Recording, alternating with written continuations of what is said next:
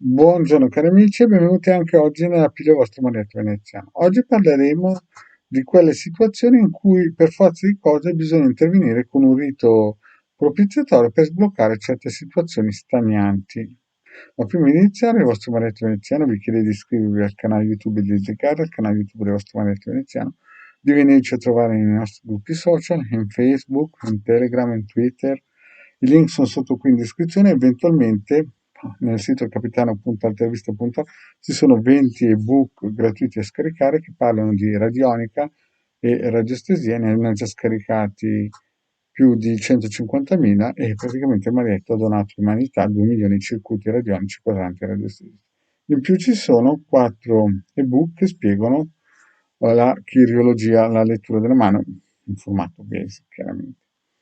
Bene, parliamo un po' di questo tema, e cioè alcune volte nella vita si arriva a una situazione stagnante, una situazione che o si va indietro o si va avanti o viceversa si va di lato, non funziona mai niente. No? E allora a quel punto lì ci sono, a parte la pulizia che bisognerebbe sempre farla da 100 euro, che è quella di base proprio per spiellare tutto.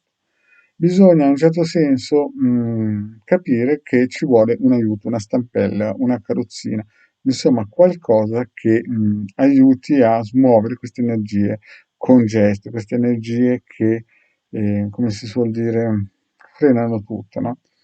Certo, alcuni magari sono così giù di tono che non vedono neanche questa grande opportunità di fare un rito propiziatorio per uscire da questo lago, stagno, chiama palude, che sono entrati magari per vari errori di valutazione che hanno fatto in passato, oppure errori che non sono neanche errori, è il karma proprio che l'ha portato con le spalle contro il muro e non vede una via di uscita. Allora a questo punto qui bisogna proprio valutare un rito propiziatorio per poter uscire da questa schiavitù, che può essere un vizio, tipo l'alcol, il gioco, il sesso, oppure qualsiasi cosa, o il peso, il cibo, ad esempio, no?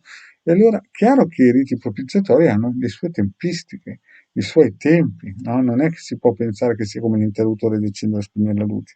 Come minimo ci vogliono sempre 9 mesi per rimettere in macchina, mettere in moto il diesel, capite? Ci vogliono 9 mesi e a dipendenza dell'indagine della giustizia che si valuta se fare 1, 2, 3 volte dentro un mese per 9 volte, perché chiaramente nulla viene giù gratis dal cielo.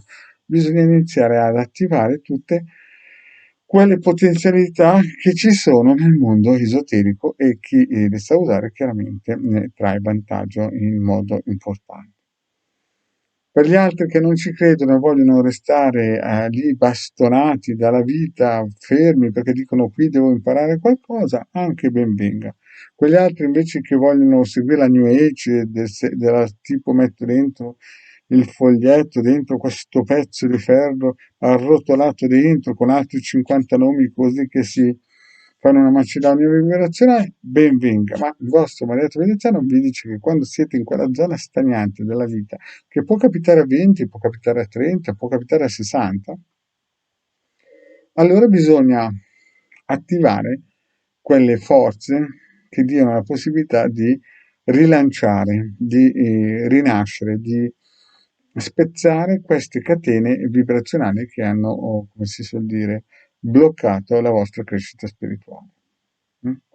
Quindi il vostro maledetto veneziano, prima di tutto vi invito ad andare nel sito capitano.altavista.org e scaricare gratuitamente i circuiti radionici e iniziare da lì. E poi se vedete che la situazione stenta a decollare, allora un bel rito propiziatorio per 9 mesi sicuramente una mano la dà. E anche, ci sono tantissimi riti propiziatori, ci sono riti propiziatori che hanno 30.000 anni, dei Caldei, capite, degli egiziani, anche dei cabalisti, sono riti propiziatori importantissimi, capite? Che sicuramente, veramente danno una mano importante. Bene, cari amici, grazie di avermi seguito e alla prossima, ciao.